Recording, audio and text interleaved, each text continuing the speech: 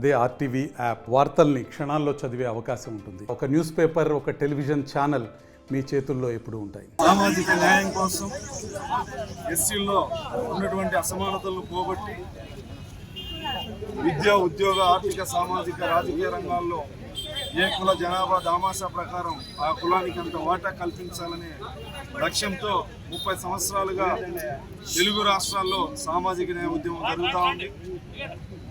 గతంలో చంద్రబాబు నాయుడు గారు ముఖ్యమంత్రిగా ఉన్నప్పుడు జస్టిస్ రామచంద్రరాజు కమిషన్ వేసి రాష్ట్రపతి ఆర్డినెన్స్ ద్వారా వర్గీకరణ అమలు చేయడం జరిగింది.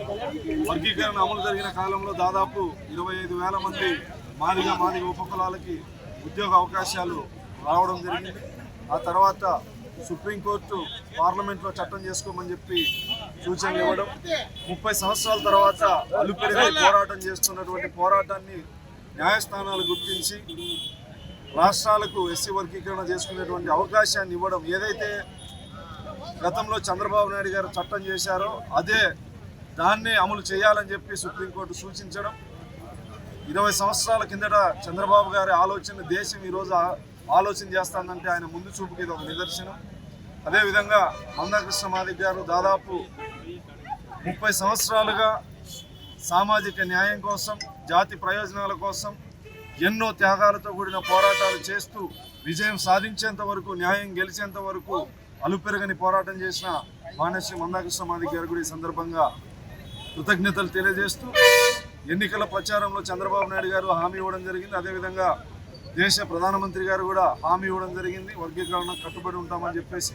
చంద్రబాబు నాయుడు గారు మడకశిరకు వచ్చిన రోజు మీటింగ్లో స్పష్టంగా చెప్పడం జరిగింది, గతంలో చేసింది మేమే, ఇప్పుడు చేయబోయేది మేమే అని కూడా చెప్పడం జరిగింది. త్వరలో వర్గీకరణ ఫలాలు అందుకోబోతాం. ఎన్నో దశాబ్దాల నుంచి మందాకృష్ణ మాదిగ నాయకత్వంలో ఈ రాష్ట్రంలో ఉమ్మడి ఆంధ్రప్రదేశ్లో మాదిగ రిజర్వేషన్ పోరాట సమితి తరఫున ఏబిసిడి వర్గీకరణ కావాలని చాలా దశాబ్దాల నుంచి పెద్ద ఎత్తున నిరసన కార్యక్రమాలు, సభ్య కార్యక్రమాలు చేయడం జరిగింది. మరి ఒక ముందు చూపున్నటువంటి నాయకుడు, విజనరీ లీడర్ మన గౌరవనీయులు నారా చంద్రబాబు నాయుడు గారు గత 20 సంవత్సరాల క్రితమే వీళ్ళకి ఏబిసిడి వర్గీకరణ ఆ రోజు రాష్ట్ర ప్రభుత్వంలో అసెంబ్లీలో పెట్టి చేయడం జరిగింది. మరి దాన్ని సుప్రీంకోర్టు ఆనాడు ఉన్న పరిస్థితుల్లో సుప్రీంకోర్టు దాన్ని రద్దు చేసి మళ్ళీ విస్తృత ధర్మాసనం నిర్వహించడం జరిగింది. అందులో భాగంగా ఈరోజు సుప్రీంకోర్టు వారు విస్తృత ధర్మాసనం మరి ఏబిసిడి వర్గీకరణ న్యాయమైంది, ఇది రాష్ట్ర ప్రభుత్వాలు చేసుకోవచ్చని చెప్పడం చాలా సంతోషం, చాలా ఆనందం. ఏది ఏమైనా కానీ బలహీన వర్గాల వరకు సామాజిక న్యాయం జరగాల్సిన అవసరం ఉంది.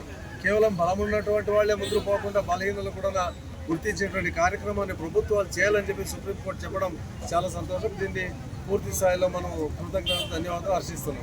మరిన్ని వీడియోస్ కోసం ఛానల్ ని సబ్స్క్రైబ్ చేయండి, లేటెస్ట్ అప్డేట్స్ కోసం వాట్సాప్ ఛానల్ ని ఫాలో చేయండి అండ్ లింక్ డిస్క్రిప్షన్ లో ఉంది.